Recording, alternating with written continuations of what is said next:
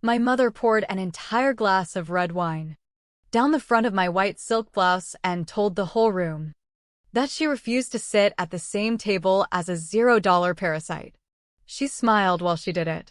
She wanted me to cry the way I always had. What she did not know, what none of them knew, was that the quiet, humiliated daughter standing in front of her had spent 6 months quietly buying her entire $50 million estate out from under her. She thought she was throwing away a parasite. She was about to find out she had just insulted her own landlord. My name is Jocelyn, and I am 34 years old.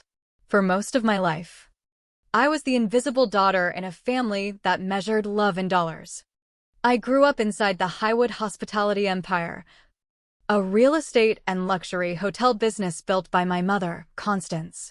Constance was never really a mother in the way most people understand the word.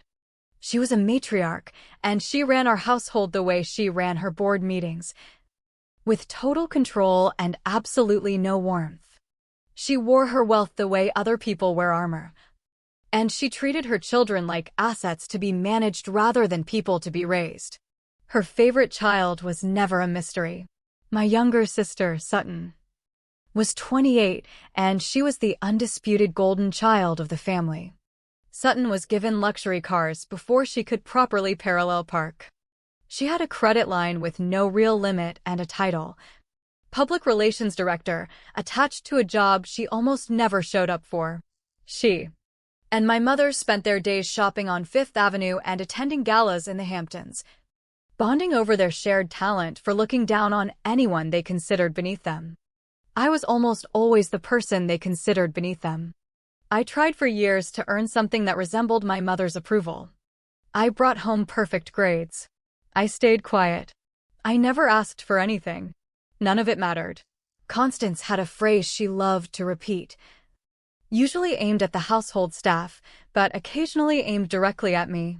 She would say that in this world, if you do not have financial power, you are nothing but a parasite. She said it so often that it stopped sounding cruel to her. It just sounded like a fact she was stating out loud.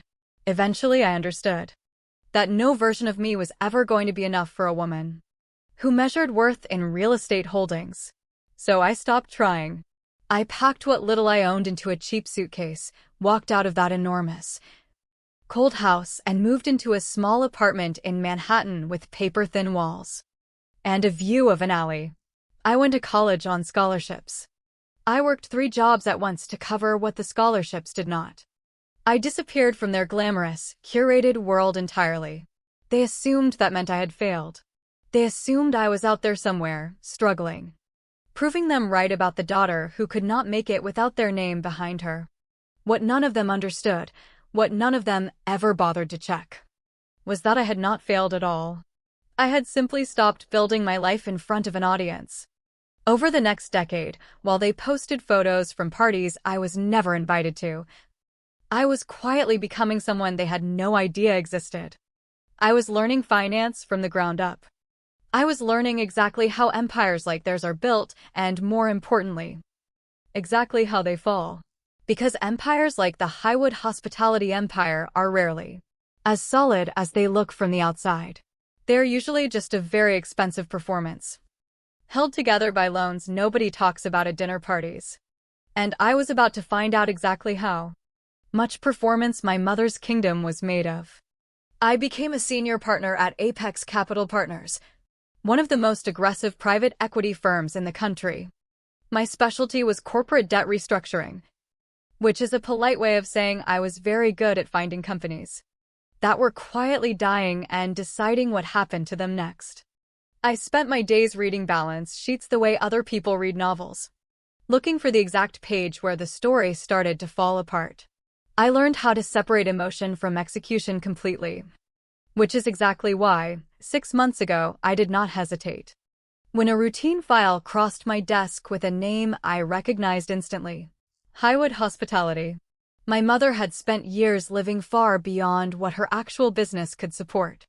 She had leveraged the hotels themselves to fund private jets, a small fleet of luxury cars for Sutton and parties that existed for no reason other than to remind everyone watching how important she was. The empire was drowning in debt behind a very expensive curtain.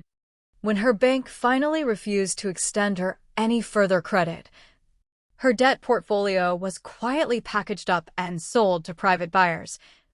The way distressed debt always eventually is. I made sure I was the buyer. Through a series of anonymous holding companies, none of which carried my name anywhere near them, I acquired every single note tied to my mother's failing empire. I did not tell her. I did not need to. That is the beautiful thing about debt. It does not care about family loyalty or dinner table hierarchies. It only cares about who is legally holding the paper when the terms come due. Once I held that paper, the outcome was no longer a question of whether Constance would lose everything. It was only a question of when. And who would be standing in front of her when it happened. While I quietly assembled the mechanism that would end her reign, Constance had no idea anything had changed. She kept living exactly as she always had, parading her wealth in front of people who admired her out of habit rather than affection. An invitation arrived at my apartment not long after, heavily embossed, edged in gold foil, summoning me to the annual Hamptons Summer Gala at her $50 million estate. It was mandatory in the way that royal court appearances are mandatory. A night for Constance to display her empire to everyone who mattered. I RSVP'd yes. I drove up the long, perfectly manicured driveway in my modest, unremarkable car. The mansion rose up against the night sky like something built to remind visitors exactly how small they were supposed to feel. My hands were steady on the wheel. I felt no fear walking toward that house, only a quiet, settled sense of purpose, the kind you feel right before a plan you have spent months building finally starts to move on its own. The inside of the estate hit me immediately with the familiar suffocating mix of expensive perfume and fake laughter. Waiters circled with silver trays of champagne. Diamonds caught the chandelier light everywhere I looked. Standing in the center of the grand foyer, holding court like a spoiled princess, was Sutton, wrapped in a shimmering gown that probably cost more than most people make in a month. The moment she saw my simple black suit, her face twisted into open disgust. She crossed the room with her heels clicking against the marble. "Well, well, well," she said, loudly enough for everyone nearby to hear. "Look who crawled out of the gutter. Did you come to beg Mom for your overdue bills again?" I did not raise my voice. I told her she was wearing a beautiful dress and that it was a shame she did not actually own it. She rolled her eyes and told me security would be throwing me out before the appetizers were served. I simply walked past her. A person who is about to win does not waste time arguing with the smaller obstacle in the room. The dining room was its usual display of excess. A long table set with gold-plated silverware beneath towering crystal centerpieces.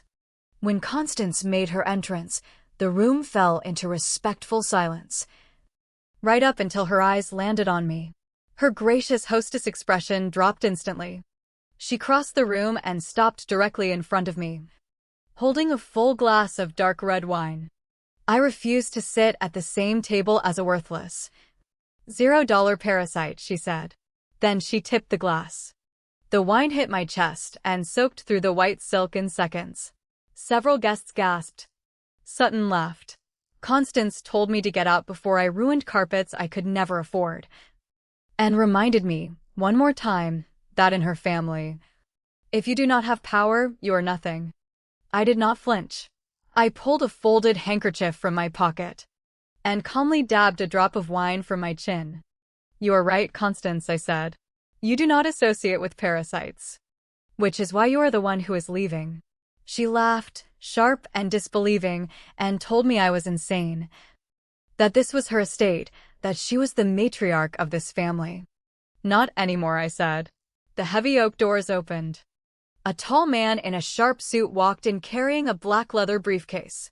This was Beckett, my lead attorney.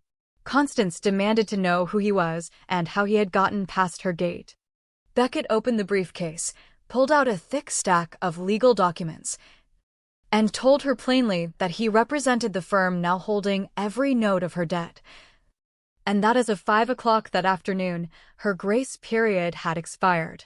The estate, the company, and every frozen account now belonged to the majority holder of that debt. Constance turned white. Who? She stammered. Who is the majority holder? I demand to know. I stepped forward, took the deed from Beckett's hands, and set it down on the table beside her empty wine glass. You're speaking to her, I said. She looked down and saw my name printed under the word sole executive proprietor. Jocelyn Highwood. Her jaw dropped. For the first time in my entire life, the woman who built an empire on fear had absolutely nothing left to threaten me with. You, Constance whispered, her voice shaking. You bought the debt. But you have nothing. You are a parasite. No, mother, I said. I am the consequence of your greed. You spent 20 years building an empire on lies. And you spent 20 years telling me I was worthless. So I went out into the world, and I learned exactly how to take empires apart.